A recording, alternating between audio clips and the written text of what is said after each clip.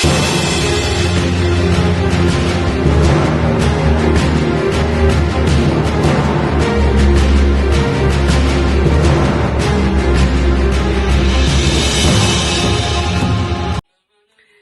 shalom, bienvenue dans cette nouvelle vidéo. Ici la sœur Rachel Ilimba.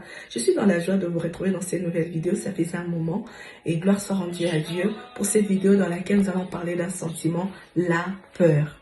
La peur est une émotion qui accompagne une prise de conscience face à un danger extérieur. Lorsqu'on est buté, on est confronté à une situation, à un danger extérieur, l'on manifeste généralement la peur. Exemple, en sortant d'un examen, d'un diagnostic que le médecin vous donne, en disant de vous que vous aviez un cancer, que vous ne pouviez pas concevoir, vos trompes sont bouchées, l'on peut manifester la peur. Mais la peur est un sentiment qui te bloque. C'est un sentiment qui te paralyse. C'est un sentiment qui vient endormir ta mémoire. Tu oublies que Jésus est capable de te guérir. Suite à l'exemple que je viens de donner, lorsque l'on dit de toi que tu as les cancers, tu oublies, lorsque tu manifestes la peur, en ce moment-là, tu oublies que Jésus est capable de te guérir. Tu oublies que par ses meurtrissures, tu es guéri. Tu oublies que le sang a coulé. Tu oublies qu'il a tout accompli. Tu oublies qu'il est capable de te délivrer de cette situation. Qu'il est capable de te secourir. Qu'il est capable d'intervenir. Tu oublies la peur. Viens endormir ta mémoire. Tu oublies même ce qu'il a fait avec toi dans le passé hier. Parce que Dieu a fait des choses dans ta vie. Il a accompli des choses avec toi. Mais à cause de la peur, tu oublies tout ce que Dieu a fait dans le passé. La peur vient te paralyser. Elle vient te tétaniser. La peur, elle vient te faire perdre le moyen. Un homme qui a peur ne sait pas prier. La peur va te pousser à prendre de mauvaises décisions, à faire de mauvais choix. C'était le cas avec Élie, le grand prophète Élie qui avait prié, le feu était descendu, avait consumé l'Holocauste. Mais la Bible nous dit, face au prophète de Baal, il a invoqué l'Éternel. Dans 1 Roi 19, Jézabel lui envoie un message, des paroles de menace. Il eut peur et il fuya. Il a eu peur, il a pris une mauvaise décision de fuir à la place de prier, à la place d'invoquer l'Éternel. Il pouvait encore prier. Il a oublié que l'Éternel est le Dieu qui avait fait descendre le feu hier, pouvait encore le délivrer de Jézabel. Mais il a pris la décision de fuir à cause de la peur. Une personne qui a peur risquerait de faire de mauvais choix. La peur est une mauvaise chose. La peur attire de mauvaises choses. C'est comme un aimant qui attire le fer. Tout ce que tu crains va t'arriver. Job nous le dit dans Job 3, 25. C'est que je crains, c'est ce qui m'arrive. C'est que je redoute, c'est ce qui m'atteint. C'est que tu crains, t'arrivera. C'est que tu redoutes, t'atteindra.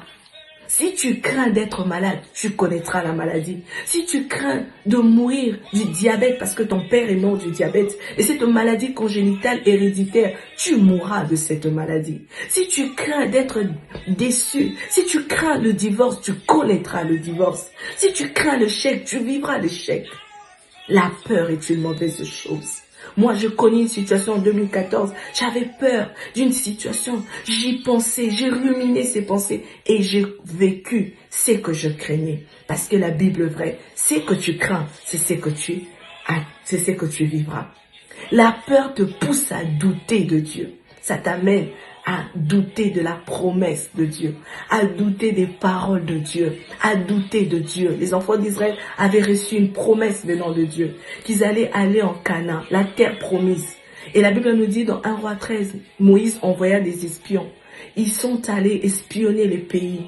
De retour de leur mission, ils firent un rapport au peuple et à Moïse. Ils dirent, nous avons vu le pays, il est fortifié. Il y a le lait et le miel. Mais nous avons vu des géants, des fils d'Anak, des Amalécites. Ils ont dit, nous étions à leurs yeux et à nos yeux comme de sauterelles. Ils ont regardé la réalité. Ils ont regardé les géants. Ils ont eu peur. Ils ont douté. Ils ont douté aux promesses de Dieu. Une personne qui a peur doute. La peur va t'amener à douter de promesses que Dieu t'a faites. Tu vas remettre en question la parole de Dieu. Ils ont oublié que hier, Dieu les avait délivrés de la main de Pharaon. Dieu les a sortis de l'Égypte. Il a divisé la mer Rouge. Ils ont traversé à sec. Il a changé de l'eau en sang. À cause de la peur, ils ont douté. Un homme qui a peur va manifester l'incrédulité. Il va être incrédule.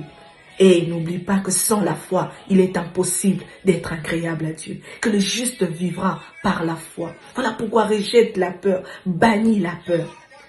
En parlant de la Bible, il est dit, il y a une phrase, n'aie crains rien. Elle est reprise 365 fois. C'est pour te dire chaque matin quand tu te réveilles, quand tu descends de ton lit, Dieu te dit, n'aie crains rien. Ne crains rien. Face à la réalité, face à ce que tu vois, face à ce que tu entends, face à ce que tu traverses, face à ce que tu ressens dans ton corps, ne crains rien. Je veux dire à une personne, ne crains rien. Fortifie-toi, prends courage. Sur base de la parole de Dieu.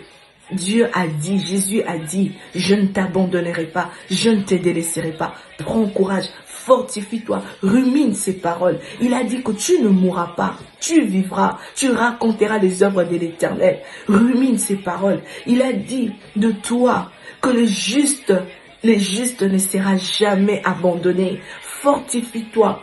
Il a dit, par ces meurtrissures, tu es guéri. Rumine ces paroles, déclare ces paroles, confesse ces paroles. Et chasse la peur, bannis la peur, rejette la peur. Merci d'avoir suivi cette vidéo. Merci de la